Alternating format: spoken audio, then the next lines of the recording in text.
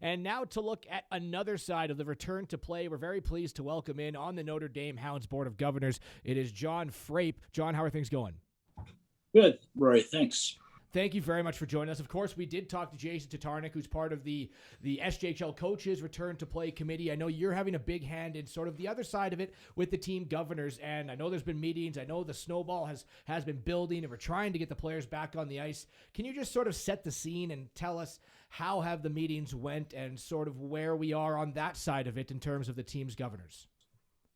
Yeah, right now it's a process, and for us, we're waiting to hear information from the government and what they expect from us.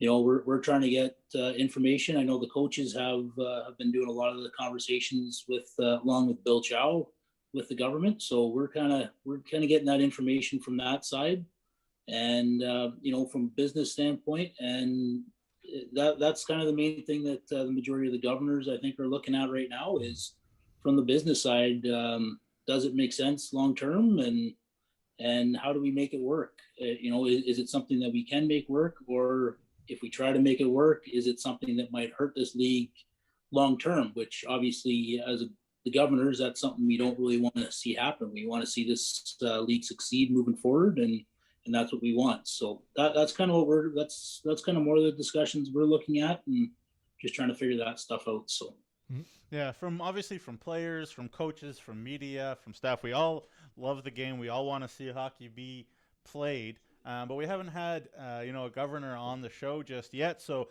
I wanted to know from your perspective and from the board's perspective, how hungry are people to find a way to actually play at some point in the next month, as opposed to having to wait for next year? What's that appetite like? Well, I think it's very strong. I think if we didn't, we would have made a decision 2 months ago or 3 months ago when we were initially shut down. So, we're trying to exhaust every possibility for us to continue to play hockey this season, and that's what we're looking at. We're trying to do our due diligence and to make sure that everything's looked after and makes sense from all areas too. Obviously we want to see the game go, but we also want to see this league, again, like I said before, we want to see this league thrive moving forward. So we want this. We'd love to see it happen, but yeah, it's a waiting game, and we want to make sure everything's looked after properly. So.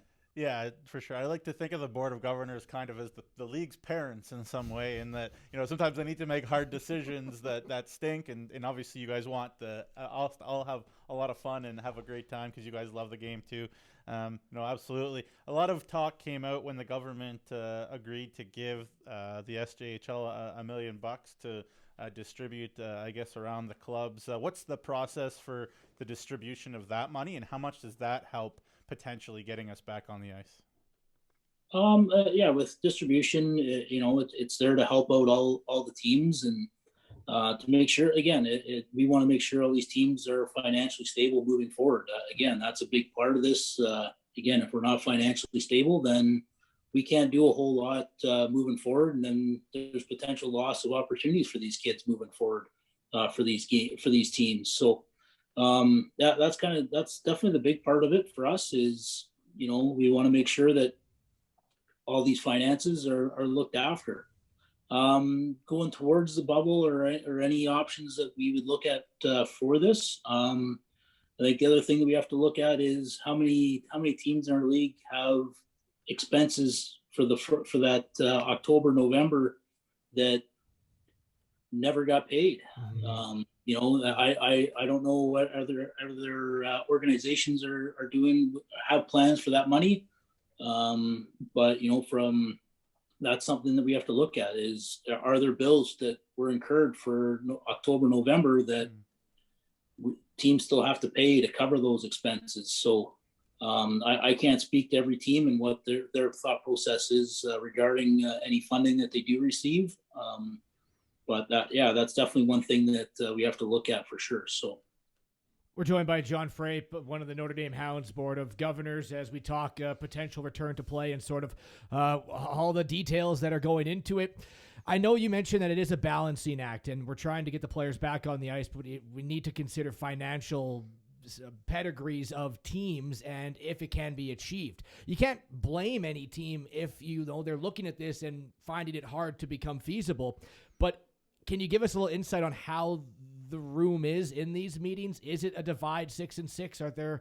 Are there more teams that are maybe more comfortable with it? And is it a 9-3 split? Can you give us any insight on how close we are to getting all 12 on board? It's tough. Again, no one's really coming out and saying yes, no, anything like that. That's we need to kind of know what exactly the plan is first before we can really have those discussions. We don't know what the government's going to allow us to do.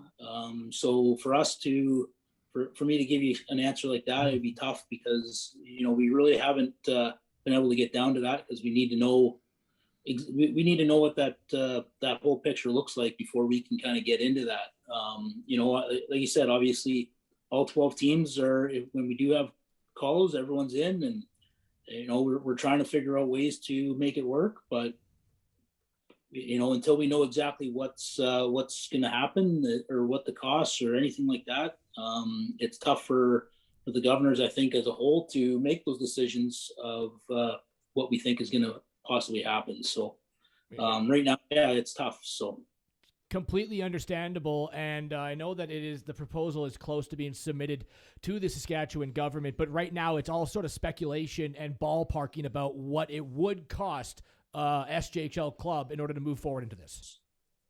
Correct. Yeah. Right now, depending on I'm not sure what all Jason mentioned to you guys earlier on the show and kind of what they're looking at. So that's a tough thing for the governors.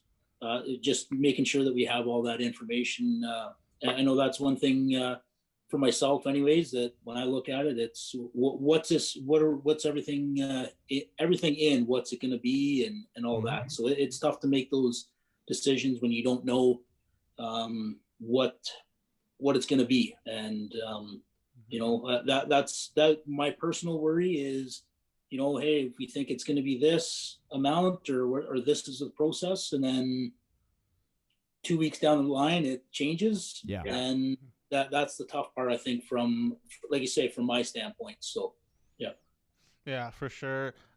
Just the last one from me, John. I really appreciate your time. But, I was just wondering again, I mentioned the question with Jason Tatarnic that a lot of people are guessing and thinking and expecting they know what the dialogue between the league and the government has been during this time, assuming the worst more often than not, I would imagine. What's the nature of that discussion been between, the board, the league, and the government? Has it been helpful? Has the government been willing to listen? Have you been disappointed? Have you, I don't want to put words in your mouth. How have you found that dialogue been?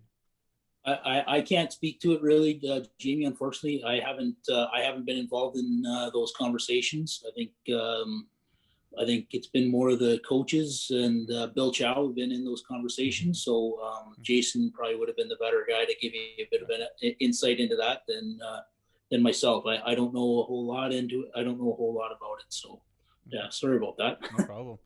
No problem, John. And finally, last one for me now. Just moving forward, I know Jason did mention that they are planning to submit a proposal to the government at some point this evening today. What's next for the governors? Are we on standby and sort of waiting to hear what the government has to say in an answer to what the coaches committee is proposing to them? I think from the government or from the governor's standpoint, it's I think we need to see what right now it's the coaches have been working on a little bit of a proposal, and so we got to see what that is. And I think that's the tough part for us is even whatever that proposal that the coaches have been working on, even if it comes to us, we don't know if the government's going to accept it. And this is just my own thoughts. And, I look at, I know the CJHL changed the trade deadline to this Thursday. So I think that's kind of that's the tough part. We're on a bit of a time crunch here and we got to make some decisions because if, let's say we do get the go ahead, then these teams have to try and figure out rosters and all that kind of stuff by Thursday. So it's that's the tough part, I think, from the time crunch. So I know any information we've got is that's these time crunches have been mentioned to the government. So the government has that information in front of them. So hopefully they can get things back to us so that we can try and make those decisions as quick as possible. And like I said, to me, when I look at that February 25th trade deadline, it's that's the tough part looking at it. So just from that time standpoint. So yeah. Absolutely. Yeah. One thing we can do in a positive sense is announce breaking news, and breaking news is that Zach Trempner, Notre Dame forward, just committed to Division III Castleton University. Brett Pilkington so far this year has, with his players, how hard they've worked, have managed 5 commitments to post-secondary education, already through this pandemic time. How pleased are you guys as a school with seeing all these Hounds Junior A guys, have spots already? Because that's got to be exciting. Absolutely. Brett's done a great job, and he's definitely he does a great job talking to our players and trying to get them to make those decisions. This year is a tough year where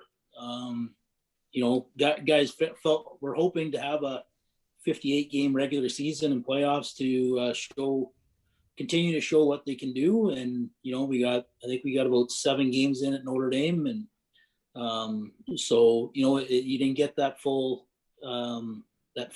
perspective, but Brett's done a good job working with our guys and trying to find them those opportunities to continue to play hockey after this year. And that's the important thing. We want to help these kids.